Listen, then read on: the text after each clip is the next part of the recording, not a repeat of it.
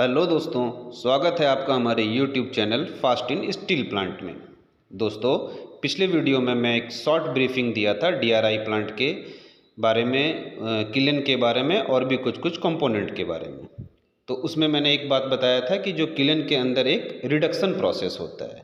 तो एक्चुअल में वो जो रिडक्शन प्रोसेस होता है दोस्तों, वो किस मटेरियल का होता है, कौन सा मटेरियल रिड्यूस होकर स्पंज आयरन बनता है, वो मटेरियल होता है आयरन ओर। तो दोस्तों, आज मैं कुछ जानकारी आयरन ओर के बारे में देना चाहूँगा कि ये आता कहाँ से है और इसके आने के बाद किलेन में जाने तक के बीच में ये किस किस प्रोसेस से गुजरता है। तो दोस्तों, आयरन ओर मैंने अपने थंबनेल में भी लिख कर रखा है हेमेटाइट। तो ये हेमेटाइट एक टाइप्स का आयरन ओर है। तो क्या एक हेमेटाइट ही एक टाइप्स है या और भी कोई टाइप्स है आयरन ओर का? तो दोस्तों, आयरन ओर का टोटल 4 टाइप्स का आयरन ओर होता है। Hematite, magnetite, limonite, siderite, 4 types के आयरन ओर होते हैं। लेकिन वाइडली सबसे ज़्यादा सभी प्लांट में जो भी DRI के प्लांट हैं, स्पंज आयरन बनाने वाली प्लांट है, वो हेमेटाइट आयरन ओर का ही यूज करती है, क्योंकि इसमें आयरन का जो परसेंटेज होता है, मेटेलिक आयरन का जो परसेंटेज होता है, वो सबसे ज़्यादा होता है। तो दोस्तों, जब हम लोग आयरन ओर किसी वेंडर से परचेज करते हैं तो हम लोगों को किन किन बातों का ध्यान रखना चाहिए, खरीदने से पहले वेंडर से किस किस बातों, आयरन ओर से रिगार्डिंग किस किस चीज़ों का पहले ही बात कर लेना चाहिए। तो सबसे पहले दोस्तों बात कर लेना चाहिए साइज का, कि आप मटेरियल हमें देंगे वो कितने साइज का देंगे, किस साइज का देंगे। जो मटेरियल देंगे उसमें FET कितना होगा। FET मतलब FE टोटल, FE मतलब आयरन, टोटल मतलब पूरा, मतलब आयरन कितना होगा, पूरा आयरन जो होगा उस मटेरियल में वो आयरन कितना होगा, FET क्या होगा। गैंग मटेरियल जो हमारा एक तरह से बोल सकते हैं कि वेस्ट प्रोडक्ट या बाई प्रोडक्ट्स बोल सकते हैं, गैंग मटेरियल कितना होगा, पोरस मटेरियल के कितने परसेंट होंगे, लॉस ऑफ इग्निशन का कितना परसेंट रहेगा, लेटराइट मटेरियल कितना परसेंट रहेगा, ये सब चीज़ पहले तय कर लेना चाहिए। देखिए, एग्जैक्ट परसेंटेज तो मैच नहीं कर पाएगा दोस्तों, क्योंकि ये माइंस से आता है, ये नेचुरली बनता है। तो एग्जैक्ट जो परसेंटेज आप वेंडर से पहले बात करेंगे वो हो सकता है कि नहीं मिल पाए, लेकिन लमसम में आप लोगों को जिस परसेंटेज का आप लोगों ने पहले रेट तय किया है या जिस परसेंटेज पे आप लोगों ने बात किया है वो मिलना चाहिए। जितना अच्छा मटेरियल होगा उतना अच्छा फाइनल प्रोडक्ट में आपको रिकवरी मिलेगा। मटेरियल अच्छा मतलब FET का परसेंटेज जितना अच्छा होगा उतना अच्छा हमारा स्पंज आयरन का रिकवरी होगा। ये कुछ रिएक्शन दे रखा है दोस्तों। Fe2O3 जो हेमेटाइट ओर है वो कैसे फाइनली स्पंज आयरन बनता है, Fe हमें कैसे मिलता है, किस रिडक्शन प्रोसेस से वो गुजरता है, किस किस रिडक्शन प्रोसेस से वो गुजरता है, कौन कौन सा रिएक्शन होता है, कितने टेम्परेचर चाहिए, वो सारा कुछ हमने वो फॉर्मूला में दे रखा है। अब दोस्तों, बात आती है आयरन ओर आता कहाँ से। हम लोग जो वेंडर से बात करते हैं, तय करते हैं कि हमें ये आयरन ओर चाहिए, हेमेटाइट चाहिए, इतना टन चाहिए, एक बार में हम लोग बिडिंग कर देते हैं या ऑर्डर दे देते हैं। तो वो एक्चुअली में आयरन ओर जो होता है वो आता कहाँ से, वो वेंडर के पास कहाँ से आता है? तो वो आता है दोस्तों माइंस से। डिफरेंट एरिया में, जैसे कोयला का माइंस होता है, कोल माइंस होते हैं ना, CCL, BCCL, ECL, NCL, वैसे ही आयरन ओर का भी माइंस होता है। और वो मटेरियल टेस्टिंग होता है, पहले डिगिंग करके जो भी प्रोसेस होता है उनका ये पता करते हैं कि हाँ इसके नीचे हमारा आयरन ओर है। फिर उस एरिया को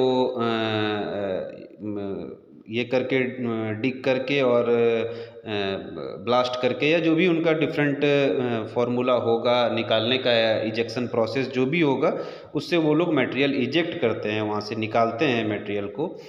आयरन ओर का माइंस में सामने अभी आप लोगों को स्क्रीन पे दिख रहा होगा। तो अभी वहाँ पे क्या है कि JCB से या जो भी उनका होगा पे लोडर वगैरह से वो लोग मटेरियल को निकालते हैं। तो वो एक साइज में तो निकलेगा नहीं दोस्तों, तो वहाँ पे क्रशर होता है। आप जिस साइज का आपने बात किया है वो साइज का आप लोगों को और करके वहाँ से और स्क्रीनिंग वगैरह करके और दे दिया जाता है दोस्तों। जब मटेरियल माइन से निकल के डंप हो जाता है वहाँ के डंप यार्ड में, तो उसको फिर बाई ट्रक बाई हाईवा जो वेंडर होते हैं वो उसको वहाँ से ट्रांसफ़र करते हैं, भेजते हैं हमारे प्रोसेसिंग साइट पे, जहाँ पे DRI सेक्शन है, जहाँ पे उसका प्रोसेसिंग करना है, वहाँ तक वो लोग कन्वे कर देते हैं, पहुँचा देते हैं। उसके बाद गाड़ी आने के बाद हम लोग उसको अनलोड करते हैं। अनलोड करके हम लोग जो ये होता है, अनलोड करके हम लोग उसका फिजिकल और केमिकल टेस्ट करते हैं, शेड में स्टॉक कर लेते हैं। और शेड में स्टॉक करने के बाद जैसे हमको जब ज़रूरत पड़ता है प्रोसेसिंग के लिए, फिर उसको हम लोग अपने हाईवा से उठाकर और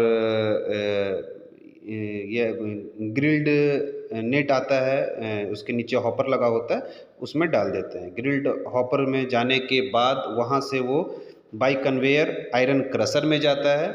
आयरन क्रशर में आपको दिख रहा होगा दोस्तों सामने आयरन क्रशर, इसमें पुली लगे हैं, मोटर लगे हैं। ये अंदर में हैमर और बीटर प्रोसेस होता है, उससे ये हैमरिंग करके और तोड़ देते हैं आयरन, और जिस साइज़ में चाहिए होगा उस साइज़ का हम लोग अंदर गैप सेट करके रखते हैं, और उस गैप से वो बीच में हमारा मटेरियल जाता है और हैमर चलता है, और वो मटेरियल हमारा जिस साइज़ में चाहिए उस साइज़ में टूट जाता है। उस साइज़ में टूटने के बाद हम लोग क्या करेंगे, इसमें कुछ ओवर साइज़ भी आता है, कुछ फाइंस मटेरियल भी आ जाता है, कुछ साइज्ड और भी आता है।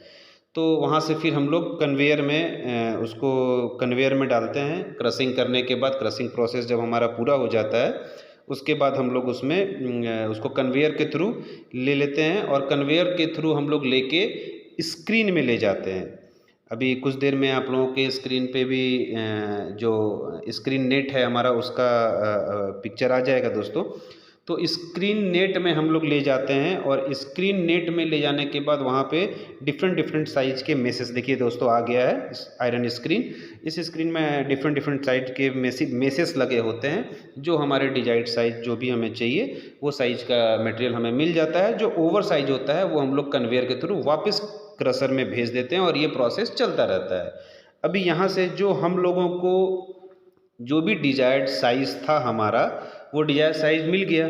जो फाइंस मटेरियल अगर मिल गया, डिजायर साइज़ को हम लोग अलग निकाल के स्टॉक भी करते हैं कभी कभी, और ऐसे वो डायरेक्ट स्टॉक हाउस के बंकर में भी चला जाता है।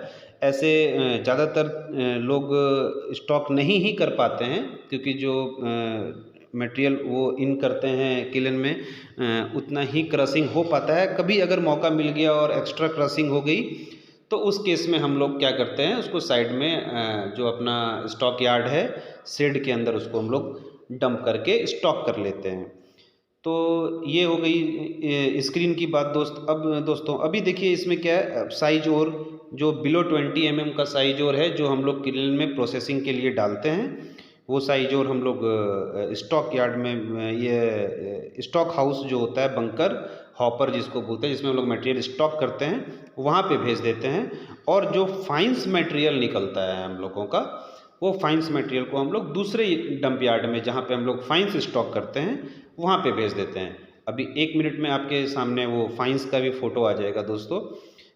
ये हमारा फाइंस मटेरियल है, इसको हम लोग क्या करते हैं कि साइड में स्टॉक कर देते हैं। फिर जो हमारा साइज और रहता है दोस्तों, साइज और मटेरियल को हम लोग फिर कन्वेयर के थ्रू स्टॉक हाउस भेजते हैं। तो कन्वेयर के ऊपर, बेल्ट कन्वेयर के ऊपर आपको एक मैग्नेट दिख रहा होगा। वो मैग्नेट लगाने का रीज़न होता है कि अगर मटेरियल के साथ कुछ अनवांटेड पार्टिकल्स जैसे पत्थर वगैरह या ये लोहे वगैरह का छड़ सरिया वगैरह कुछ आ जाए, तो पत्थर वगैरह तो मैग्नेट में नहीं चिपकेगा, उसको हैंड पिकिंग करना होता है। लेकिन जो लोहे का आइटम हो गया, कुछ चदरा का हो गया, कुछ TMT वगैरह हो गया, वो मैग्नेट में चिपक जाएगा, तो हमारा बेल्ट या आगे क्रशर सेफ हो जाएगा दोस्तों। उसके बाद स्टॉक हाउस बंकर दिख रहा है दोस्तों। फाइनल मटेरियल जो हमारा साइज और होता है, वो बेल्ट कन्वेयर के थ्रू हम लोग स्टॉक हाउस बंकर में भेज देते हैं। स्टॉक हाउस बंकर में नीचे आपको दिख रहा होगा दोस्तों, 4-5 बंकर दिख रहे हैं इसमें। तो ये 4-5 बंकर होने का रीज़न होता है कि रॉ मटेरियल में सिर्फ आयरन और हमारा बेसिक रॉ मटेरियल हो गया, लेकिन उसको रिडक्शन प्रोसेस करने के लिए, रिडक्शन करने के लिए हमें और भी चीज़ों का ज़रूरत पड़ता है, जैसे कि कोयला। इस पे भी मैं आगे वीडियो बनाऊंगा। तो कोयला, कोल हो गया, आयरन हो गया, डोलोमाइट हो गया, ये सभी चीज़ों को स्टॉक करके हम लोग स्टॉक हाउस में रखते हैं। तो इसलिए स्टॉक हाउस में बहुत डिफरेंट टाइप्स के बंकर, साइज़ तो सेम होता है लेकिन नंबर ऑफ बंकर ज़्यादा होता है।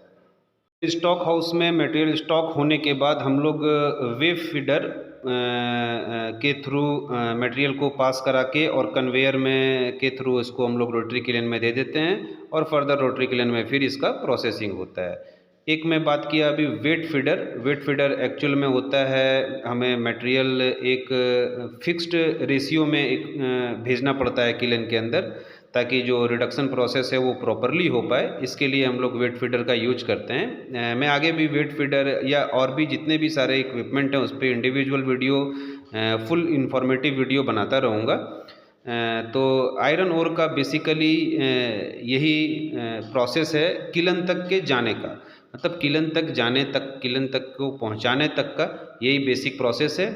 आयरन ओर माइन से आता है, माइन से आकर उस साइज में क्रशर में हम लोग उसको पीसते हैं। उसके बाद स्क्रीनिंग करते हैं, स्क्रीनिंग करने के बाद उसको स्टॉक करते हैं और स्टॉक करने के बाद उसको रोटरी किलन को दे देते हैं। और फिर रोटरी किलन के अंदर अभी स्क्रीन पे आपको दिख रहा होगा कुछ एक्सोथर्मिक रिएक्शन, कुछ एंडोथर्मिक रिएक्शन, कुछ सर्टेन टेम्परेचर पे हमारा Fe2O3 से मटेरियल जो है हमारा वो Fe जो स्पंज आयरन जो हमारा फाइनल प्रोडक्ट है वो बन जाता है दोस्तों। तो आई होप ये वीडियो आप लोगों को अच्छा लगा होगा। आगे भी मैं कोल पे, डोलोमाइट पे और भी तरह के मशीनरी इक्विपमेंट्स पे वीडियो लाता रहूँगा। तो दोस्तों मेरा फिर से एक बार रिक्वेस्ट है कि अगर मेरे चैनल को सब्सक्राइब नहीं किए हैं अभी तक तो चैनल को सब्सक्राइब कर दें। मैं एश्योर्ड करता हूं कि मैं जो भी वीडियो डालूंगा वो कुछ ना कुछ आप लोगों के लिए इन्फॉर्मेटिव और फ़ायदेमंद रहेगा। Thank you.